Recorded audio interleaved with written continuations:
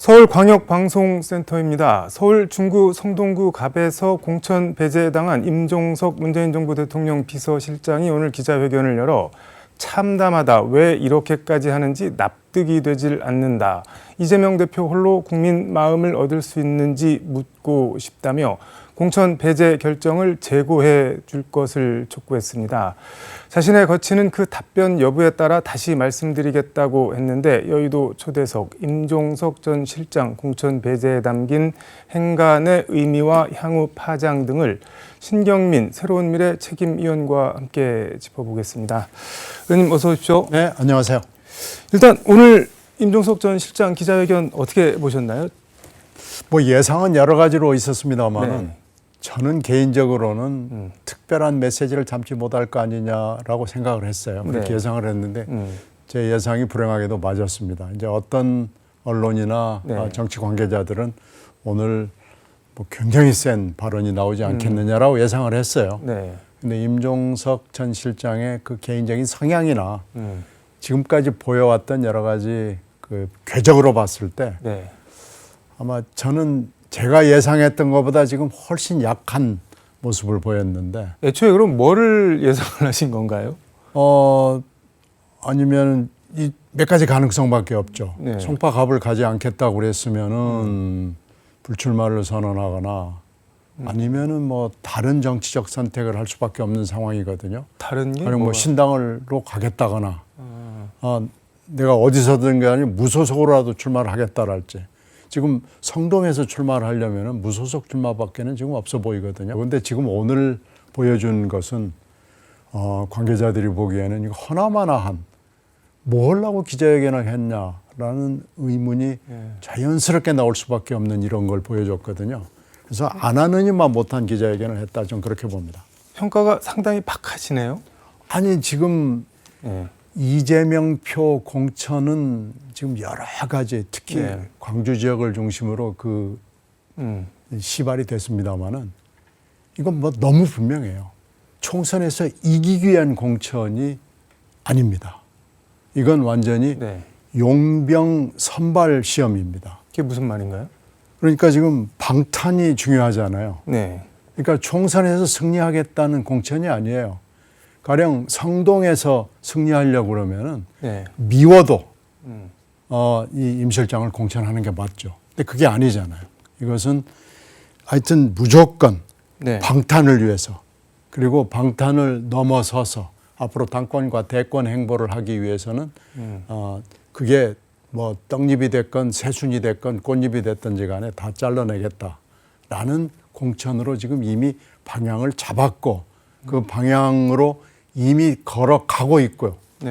특히 임종석 실장은 절대로 안 된다는 사인이 여러 갈래로 나왔거든요. 근데 이걸 지금 그걸 보여준 거예요. 여러 사인을 보내주고 드디어 어저께 오늘 다 이 사인을 대로 지금 여러 군데를 결정한 거 아니겠어요? 그러면 본인이 굉장히 과감한, 그리고 뭔가를 보여줄 수 있는 그런 결정을 해야죠. 지금도 재고해 주십시오. 나는 오늘 또 가서 선거운동을 하겠습니다. 그러면은요, 눈도 하나 깜짝 안 할 겁니다.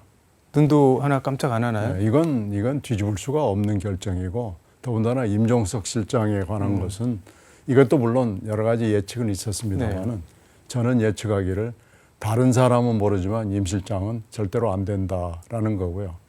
임 실장이 또 하나 최근에 실수한 건 12월 말에 윤영찬 의원이 원칙과 상식과 함께 탈당하는 것을 막으면서 8월 전당대회에서 나와 함께 같이 싸우자라고 얘기를 한 게 알려졌어요. 지금 그렇지 않아도 임 실장을 잘라내고 싶어서 이재명 대표 측으로부터 굉장히 열심히 노력을 하고 있는 판이었어요. 그런데 윤영찬 의원의 그 담을 넘어가는 조치 전에 바로 그 얘기를 공개가 된 거 아니겠어요? 그러면은 이 공천을 주무르는 지도부, 이재명 지도부 입장에서는 맞네, 이건 확실히 정리해야 되겠구만, 이런 생각을 하지 않을 수가 없게 지금 된 겁니다.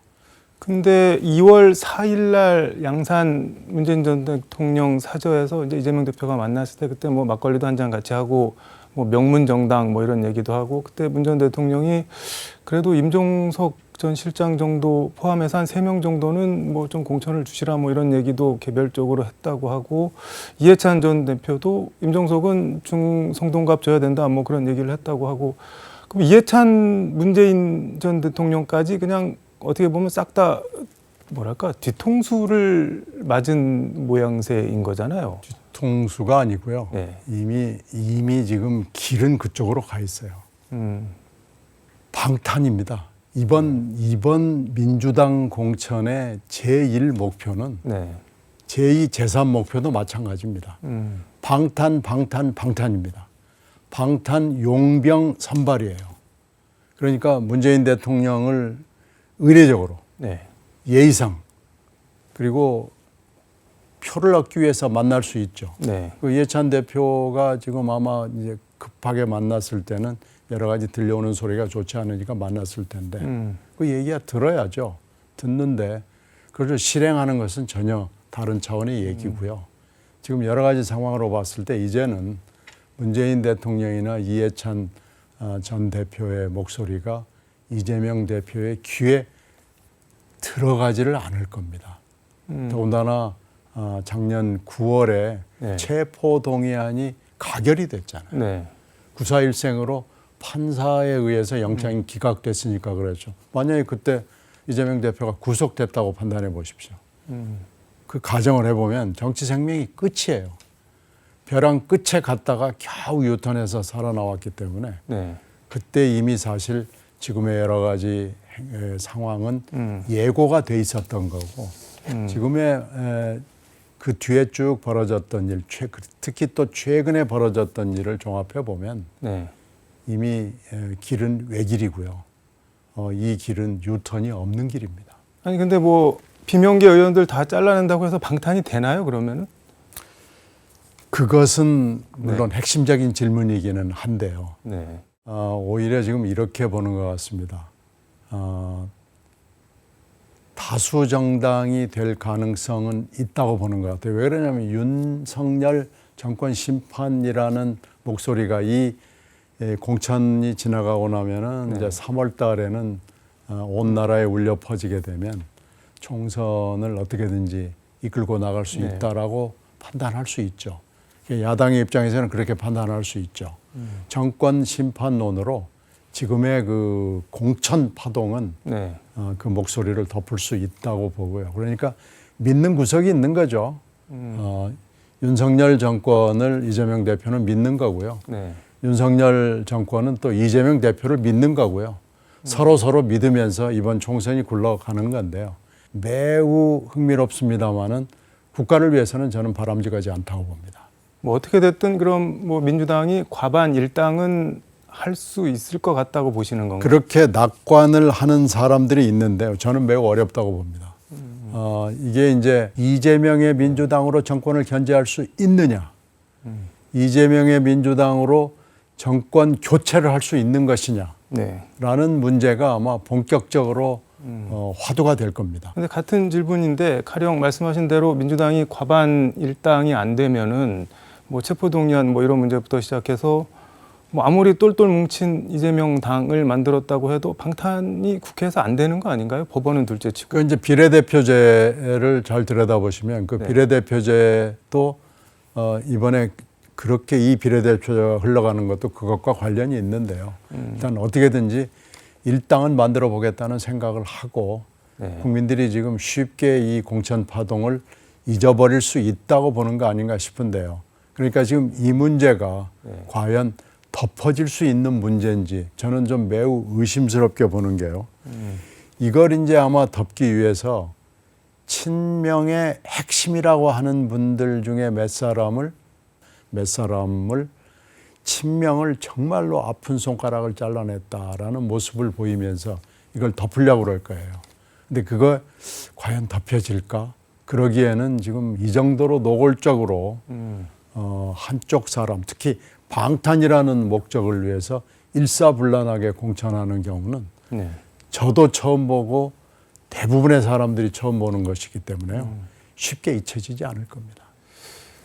지금 임종석 전 실장은 답변 보고 뭐 향후 거취를 다시 얘기하겠다라고 말을 했는데 뭐 공천 배제가 번복될 가능성은 뭐 전혀 없다고 보시는데 그건 그럼 뭐 없을 거고요. 그럼 선택지가 뭐가 있을까요? 지금 뭐 창당을 하겠다는 얘기가 친문 쪽에서 스멀스멀 나오는 모양인데요. 창당에는요. 네. 저도 이번에 창당 작업을 처음 관여해 보니까 일정 시간이 필요해요. 네. 근데 지금 3월 21일이 후보 등록이거든요. 21일, 22일이. 네. 그 22일 날 이제 기호가 결정이 되고 뭐 그러는데 창당을 하기에는 시간이 안 됩니다. 이 법적 요건을 갖추는 것도 불가능합니다. 창당을 하면 아무리 스피드를 막 올려서 하더라도 네. 한 달 정도 시간이 4주 이상이 걸리거든요. 그래서 지금 창당을 한다는 건 곤란하고요. 연대를 만드는 것 정도? 그것은 정식 정당은 아니죠. 이런 것 정도가 가능한데요. 만약에 이런 정도의 상황을 예상을 했더라면 훨씬 더 빠른 정치적 판단과 행보를 보이는 것이 맞았습니다. 그런데 지금 너무 낙관적으로 민주당 상황을 예측을 했고 이재명 개인의 캐릭터나 기획도 간파를 하지 못하고 판단을 좀 잘못한 거 아닌가 싶습니다. 한마디로 좀 순진했다 뭐 그런 말씀인 건가요? 그러면? 좀 너무 믿었던 거 아닌가 싶습니다.